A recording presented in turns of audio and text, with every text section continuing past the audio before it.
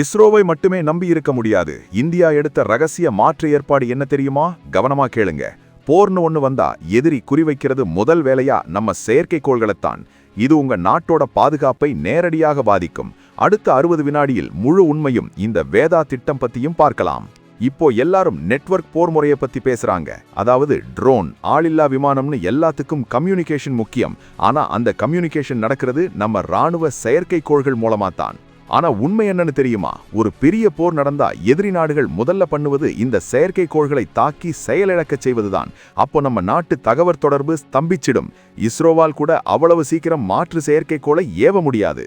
இந்த அச்சுறுத்தலை சமாளிக்கத்தான் இந்தியா ஒரு ரகசிய திட்டத்தை ஆரம்பிச்சிருக்கு. அதுதான் Vedha, vehicle for defence application.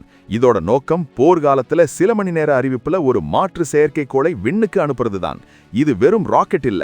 இது நம்ம DRDO ஏற்கனவே நம்ம நீர்மூழ்கி கப்பல்ல இருந்து ஏவும் K4 ஏவுகணையை அடிப்படையாக வைத்து உருவாக்குது. அதாவது ஸ்ரீஹரிகோட்டா இல்லாம நாட்டின் எந்த கடற்கரையிலிருந்தும் செயற்கைக்கோளை ஏவும் சக்தி. இது எவ்வளவு பவர்ஃபுல்னா 1000 கிலோ எடையுள்ள உளவு செயற்கைக்கோளை சட்டுன்னு லோ எர்த் ஆர்பிட்டுக்கு அனுப்ப முடியும். 2026ல இதோட முதல் டெமோ இருக்கும்னு எதிர்பார்க்கப்படுது. சீனாவும் பாகிஸ்தானும் இத பார்த்துக்கு செம ஷாக்ல இருக்காங்க. ஏன்னா இனி போர்ல இந்தியாவுக்கு கம்யூனிகேஷன் கட் ஆகாது. அடடா, இதத்தான் விண்வெளி ஆதிக்கம்னு சொல்றாங்க. இந்தியா அடுத்த சில வருஷத்துல 52 செயற்கைக்கோள்கள் ஏவ பிளான் பண்ணியிருக்கு. அதுல சேதம் ஏற்பட்டா வேதா தான் மாற்று ஏற்பாடு. இது ஒரு கேம் சேஞ்சர். விண்வெளியில நம்ம பாதுகாப்பை உறுதி செய்ய இது ஒரு அவசியமான முடிவு.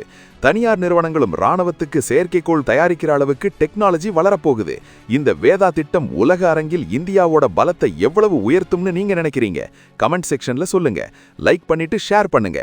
நம்ம நாடும் நம்ம வேதாவும் வாழட்டும்.